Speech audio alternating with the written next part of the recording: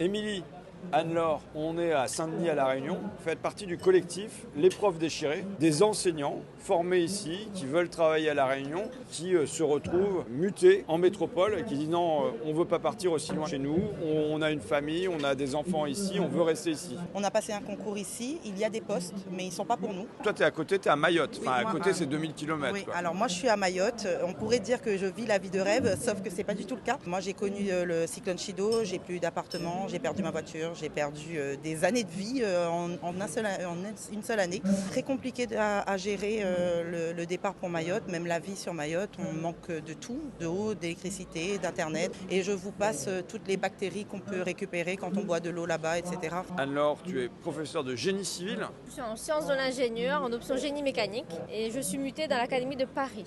Pour moi, ça va être super compliqué dans le sens où j'ai une vie de famille ici à La Réunion, j'ai 2 enfants en bas âge. Trouver un logement à Paris et payer le billet d'avion près de 900 € juste pour l'aller.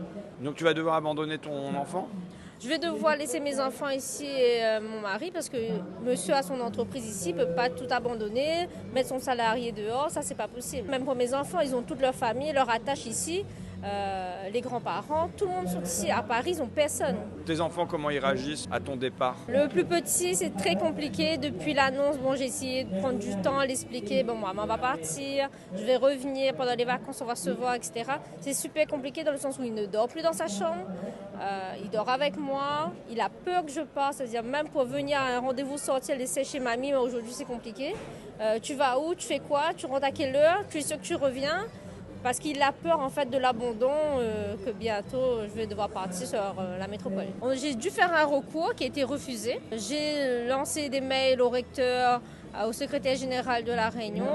Pour l'instant, j'ai toujours pas de nouvelles. Je suis toujours en attente. Ce qu'on demande aujourd'hui, c'est qu'on a une transparence sur les postes disponibles à La Réunion. C'est ce qu'on n'a pas aujourd'hui. Et une gestion plus humaine des situations de chacun.